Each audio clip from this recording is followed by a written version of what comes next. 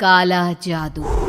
अपने बेटे रिशु के माथे से टपकते हुए पसीने को देखकर सविता की हालत खराब हो गई। ऐसा आज पहली बार नहीं हुआ जब रिशु नींद से घबरा कर जागा है। हाय मेरा बच्चा, न जाने किसकी नजर लग गई है तुझे। जब से मेरे बच्चे ने 10वीं के एग्जाम में स्कूल टॉप किया है तब से रोज बुरे बुरे सपने आने लगे हैं।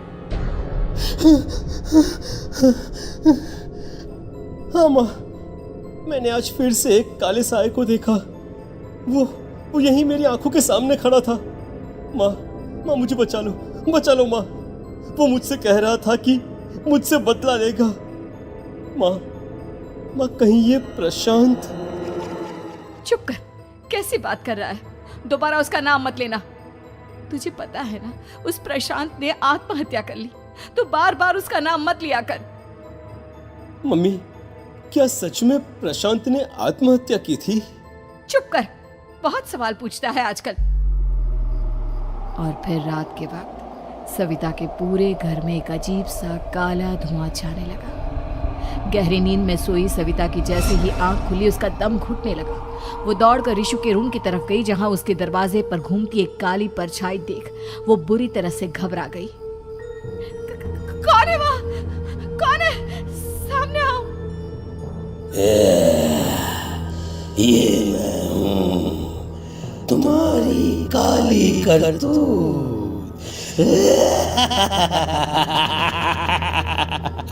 और अब मैं तुम्हारे बेटे को ले जाने आया हूँ। नहीं, मेरे बच्चे को छोड़ दो प्लीज। मेरे रिशु को कुछ मत करना। वो परछाई रिशु के कमरे में घुस जाती है। सविता भी उसके पीछे पीछे दौड़ कर जाती है और देखती है कि अब वो साया साफ नजर आ रहा था। वो सर से पैर तक खून में सना हुआ था और उसके शरीर के सारे अंग कटे फटे हैं। क्या चाहिए तुम्हें? तुम जो बोलोगे मैं करूंगी, लेकिन मेरे रिशु को छोड़ दो। उस परछाई ने रिशु को गर्दन से पकड़कर दीवार के सहारे हवा में उछाल दिया। रिशु जोर जोर से चिल्लाने लगा। माँ बचाओ मुझे, बचा लो माँ ये मुझे मार डालेगा। माँ मुझे बचा लो माँ। नहीं ऐसा मत करो, मुझे मार दो लेकिन मेरे बच्चे को छोड़ दो। मैं तुम्हारे आगे हाथ जोड़ती हूँ। वो परछाई रिशु को जमीन पर गिरा देती है और अचानक वहां से गायब हो जाती है। रिशु, मेरा बच्चा, तू ठीक तो है ना? कुछ बोल बेटा, क्या हुआ है तुझे? मैं ठीक हूँ माँ। क्या हुआ था यहाँ पर? कुछ नहीं बेटा, कुछ नहीं। तू परेशान मत हो। हम कल ही गांव के बाहर जो तांत्रिक महाराज रहते हैं उनके पास चलेंगे। ठीक है माँ, हम जल्द ही उनके पास चलेंगे। मुझे बहुत डर लग रहा है माँ। ये बार बार मुझे डरावने सपने आना, ये सब हमारे साथ क्यों हो रहा है माँ? अगले दिन सविता अपने बेटे रिशु को लेकर गांव के बाहर तांत्रिक के पास जाती है। जिस जगह पर तांत्रिक रहा करता था वो जगह बहुत डरावनी थी।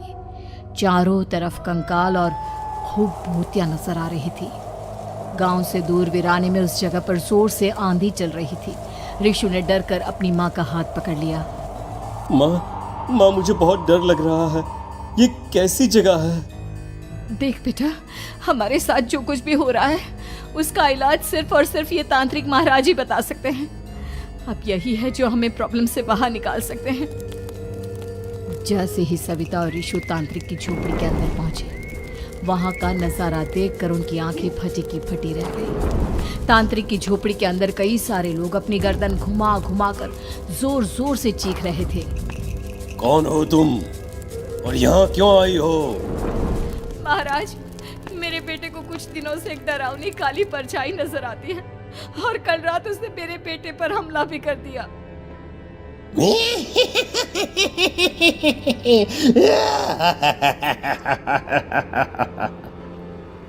मम्मी हमें यहाँ से चलना चाहिए। ये जगह मुझे ठीक नहीं लगती।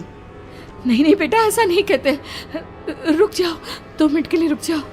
क्या कहा? काली परछाई? तुम्हारे बेटे पर किसी काली परछाई ने हमला किया? हाँ महाराज, वो कह रही थी कि वो मेरे बेटे को कुछ कर देगी। कोई उपाय बताइए महाराज, मेरे बेटे के साथ कुछ गलत नहीं होना चाहिए। तुमने किसी दूसरे के साथ गलत किया है। तो तुम्हारे साथ भी गलत होकर ही रहेगा। तुमने किसी की जान ली है, किसी को मार डाला है तुमने। नहीं महाराज, मैंने ऐसा कुछ नहीं किया। मैंने किसी की जान नहीं ली। मुझे कोई उपाय बताइए। लगता है तुम इतनी आसानी से नहीं मानोगी। मैं तुम्हें अभी उस काली परछाई से मिलवा देता हूँ और वही सारा सच तुम्हारे सामने लेकर आएगा। सविता और ऋषु ने डर के मारे अपनी आंखें बंद कर ली। तभी अचानक तांत्रिक की झोपड़ी में अजीबोगरीब आवाजें गूंजने लगी। सविता और ऋषु बुरी तरह से कांप रहे थे। आंखें खोलो और अपने सामने देखो। क्या यही है वो जिससे तुम कल रात को मिली थी? बताओ मुझे। हाँ, इसने कल रात मेरे बेटे के ऊपर हमला किया था। ये उसी लड़के की भटकती हुई आत्मा है जिसे कुछ दिन पहले तुमने मार डाला था। मम्मी ये महाराज क्या कह रहे हैं? क्या सच में आपने किसी की जान ली है, किसी को मार डाला है? अगर हाँ तो बताइए ना मम्मी, किसको मारा है आपने? किसको? तुम्हारी माँ इतनी आसानी से सच नहीं बताएगी बेटा। इसने एक बच्चे की जान ली है। कहीं उसका नाम प्रशांत तो नहीं महाराज? वो मेरा दोस्त है, मेरा मतलब मेरा पड़ोसी है। सही पहचाना। देखा सविता, तुम्हारा खुद का बेटा भी जानता है कि तुमने किसी के प्राणों की बलि चढ़ा दी और इसीलिए अब उसकी बुरी आत्मा तुम्हारे घर में भटकती है। मुझे माफ कर दीजिए महाराज, मुझसे बहुत बड़ी गलती हो गई। प्रशांत हमारे पड़ोसी का बेटा था। हर बार उसके नंबर मेरे बेटे से ज्यादा आते थे और इसलिए मैंने उसके कमरे के बाहर काला जादू किया था, पर मुझे नहीं पता था कि वो मर जाएगा। तुम्हारे उसी काले जादू वाली गुड़िया के अंदर एक बुरी आत्मा थी जिसने उस बच्चे के दिमाग पर बुरा असर कर दिया और उसी की वजह से उस लड़के ने अपनी बालकनी से कूदकर आत्महत्या कर ली। इसकी वजह सिर्फ और सिर्फ तुम हो, तुम। नहीं महाराज, जो कुछ भी हुआ मुझे नहीं पता था कि प्रशांत अपनी जान दे देगा। प्रशांत की आत्मा इस वक्त तुम्हारे सामने खड़ी है, हमसे बात करना चाहती है। बोलो क्या कहना चाहते हो? मैं जीना चाहता था, बड़ा होकर कुछ बनना चाहता था। आपके बेटे से मुझे कोई परेशानी नहीं थी। अरे वो तो मेरा अच्छा दोस्त था। मुझे माफ कर दो बेटा, मुझसे बहुत बड़ी गलती हो गई, मुझे माफ कर दो। माफ करने से मुझे वापस जिंदगी नहीं मिल जाएगी। मेरे माँ बाप आज भी मेरे लिए रोते हैं। आपने मेरे साथ बहुत गलत किया है, बहुत गलत। और तभी अचानक प्रशांत की आत्मा वहां से गायब हो जाती है। सविता जोर जोर से रोने लगती है। सुन लिया तुमने? ये तुम्हारे अपने ही किए हुए पाप हैं जो इस तरह से तुम्हारे सामने आ रहे हैं। माँ, ये आपने अच्छा नहीं किया। सिर्फ 10th बोर्ड के एग्जाम में मैं टॉप कर पाऊँ इसलिए आपने मेरे दोस्त के ऊपर काला जादू कर दिया। नहीं मम्मी नहीं, अब हम कभी खुश नहीं रह पाएंगे, कभी नहीं। मेरे दोस्त की आत्मा को कभी शांति नहीं मिलेगी मम्मी, कभी नहीं। लेकिन मैंने जो कुछ भी किया सिर्फ तुम्हारे लिए किया। वो लड़का हमेशा फर्स्ट पोजीशन पर आ जाता था और इस वजह से हमेशा तुम्हारे मार्क्स कम पड़ते थे।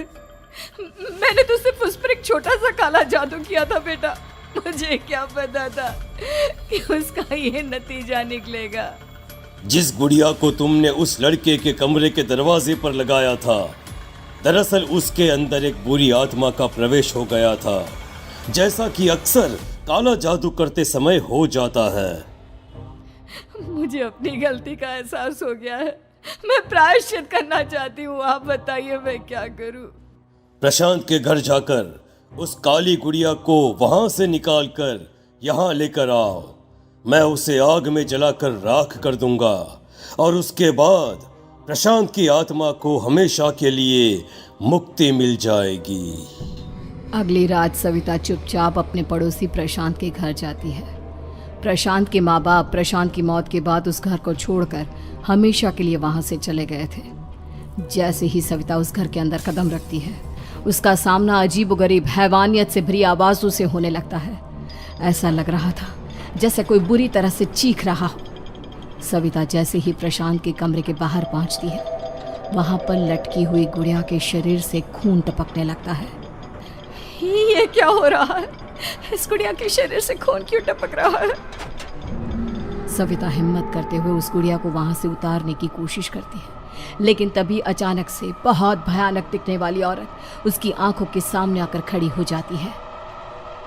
मैं यहाँ से कहीं नहीं जाऊंगी, और अगर तूने मुझे यहाँ से हटाने की कोशिश की तो मार डालूंगी मैं तुझे। नहीं नहीं, मुझे तुम्हें यहाँ से ले जाना ही होगा, नहीं तो मेरा बेटा, उसकी जान को खतरा है। मैं तुम्हें नहीं छोड़ सकती। अगर तुम्हारे अंदर हिम्मत है तो मुझे इस घर से बाहर ले जाकर दिखाओ। और ऐसा कहकर वो औरत सविता के ऊपर हमला कर देती है और उसे हवा में उछाल उछाल कर जमीन पर पटकती है। लेकिन तभी अचानक मौका देखकर सविता अपने हाथ में ली हुई सुई उसके हाथ में चुभो देती है। हाथ में सुई लगते ही वो औरत जमीन पर तड़पने लगती है। ये क्या किया तूने? ये क्या कर दिया? तुझे ऐसा नहीं करना चाहिए था। तांत्रिक ने मुझे कहा था कि तुझसे जीतने का सिर्फ यही एक तरीका है जिससे मैं अपने पापों का प्रायश्चित कर सकती हूँ और अपने बेटे की जान बचा सकती हूँ। और उसके बाद वो डरावनी दिखने वाली औरत एक छोटी सी जादुई गुड़िया में तब्दील हो गई और सविता ने उसे ले जाकर तांत्रिक को दे दिया। तांत्रिक ने जादुई गुड़िया को आग के हवाले कर दिया।